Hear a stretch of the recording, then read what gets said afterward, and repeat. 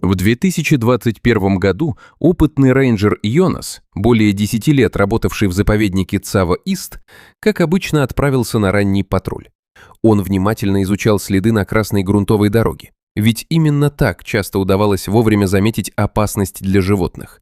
Утро было спокойным, птицы пели, лес казался мирным, но Йонас почувствовал тревогу. Проезжая через лес, он увидел двух маленьких слонов. Они стояли на коленях посреди дороги, опустив головы к земле. Животные дрожали и почти не двигались. Йонас остановил машину и начал наблюдать через бинокль. Взрослых слонов рядом не было, и это сразу насторожило его. На земле были заметны следы скольжения. Слонята много раз пытались подняться, но не могли. Когда рейнджер подошел ближе, он услышал тяжелое дыхание животных и немедленно вызвал спасательную команду. Подойдя осторожно, чтобы не напугать малышей, Йонас увидел причину беды. Передние ноги обоих слонят застряли в старых металлических ловушках, скрытых под землей. Вероятно, капканы остались после браконьеров. Каждый раз, когда животные пытались встать, металл еще сильнее сжимал их ноги. Один из слонят протянул к Йонасу хобот, словно прося помощи. Рейнджер тихо разговаривал с животными, стараясь успокоить их. Затем оградил место и продолжал следить за их состоянием до прибытия команды. Спасатели приехали быстро. Вместе с ветеринарами они привезли анестезию, гидравлические инструменты и все необходимое оборудование.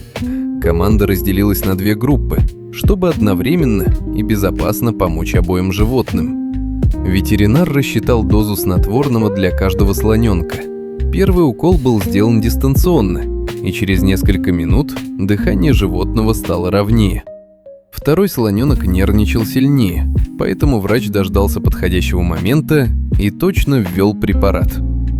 Когда оба животных успокоились, спасатели начали раскапывать землю вокруг старых ловушек.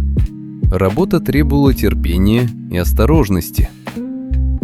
Йонас подкладывал мягкие подкладки под ноги слонят, чтобы избежать новых травм. Для раскрытия капканов использовали небольшое гидравлическое устройство. Постепенно металл начал расходиться. Первый капкан удалось открыть сравнительно быстро, и Йонас осторожно освободил ногу слоненка. Затем ветеринары проверили, нет ли серьезных повреждений. Со вторым животным оказалось сложнее. Ловушка сжала ногу намного сильнее. Спасателям пришлось менять угол инструмента и действовать еще аккуратнее. Через несколько напряженных минут металл все же поддался, и второго слоненка тоже удалось освободить. Команда с облегчением выдохнула. После спасения ноги животных тщательно промыли, обработали антибактериальными средствами и осмотрели. Небольшие раны очистили и нанесли лекарства, чтобы избежать инфекции. Слонятам дали обезболивающее, а Йонас соорудил временный навес, защищающий их от солнца. Когда лечение завершилось, ветеринары ввели препарат, выводящий животных из наркоза. Через некоторое время слонята начали двигать ушами и медленно открыли глаза. Йонас держался на расстоянии, позволяя им самостоятельно подняться. После нескольких попыток оба малыша смогли встать на ноги. Они еще немного шатались, но уже уверенно двигались. В это время другая группа рейнджеров с помощью дрона обнаружила неподалеку стадо слонов.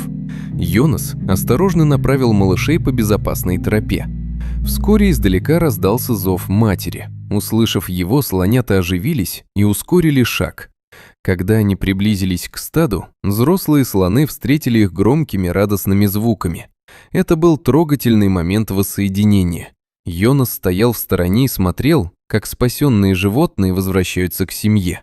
Он чувствовал огромную радость и понимал, что именно ради таких моментов посвятил свою жизнь защите природы.